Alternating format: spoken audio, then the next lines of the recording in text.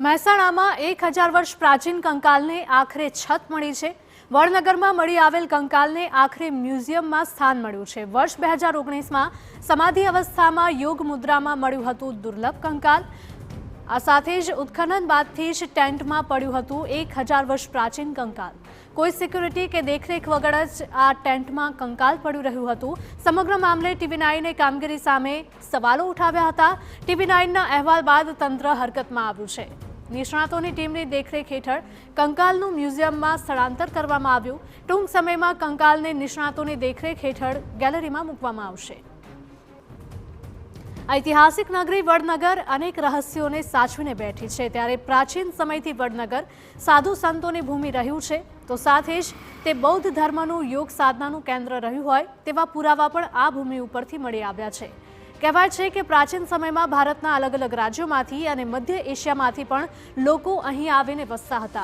ત્યારે વર્ષ 2019માં અહીં યોગ મુદ્રામાં એક કંકાલ મળી આવતા અનેક રહસ્યો છતા થવાની શક્યતાઓ સેવાઈ રહી છે અને દાવો છે કે આવું દુર્લભ સમાધિ અવસ્થાવાળું અને આ રીતે સચવાયેલું કંકાલ ભારતમાં બીજે ક્યાંય નથી મળ્યું અને લોકો આ કંકાલને સમાધિ બાબાના નામથી ઓળખવા લાગ્યા છે।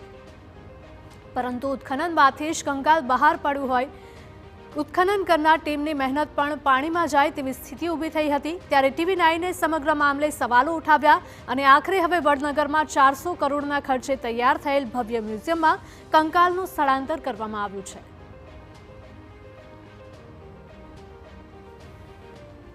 આપને જણાવી દઈએ કે વર્ષ 2023 દુર્લભ કંકાલ વડનગરના સરકારી આવાસના ખુલ્લા મેદાનમાં પડ્યું હતું। 12 બાય 15 ફૂટના કાપડના તંબુમાં કંકાલને રાખી મુકાયું હતું।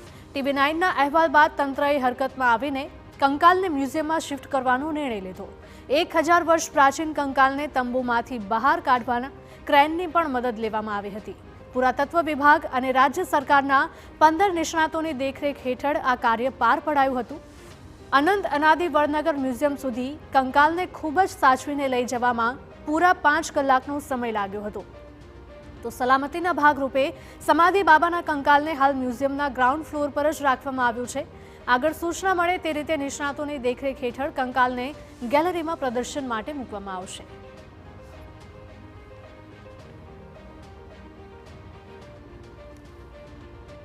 તો આ કંકાલ વર્ષ 2019માં મળી આવ્યું હતું અને અત્યાર સુધી તેને એક સાધારણ ટેન્ટમાં જ રાખવામાં આવતું હતું, પરંતુ TV9એ આ મુદ્દે જાણ કરતા, તપાસ કરતા અને સવાલો કરતા હવે આ જે કંકાલ છે, પ્રાચીન કંકાલ છે, તેને હવે ગેલેરીમાં સ્થાન મળશે।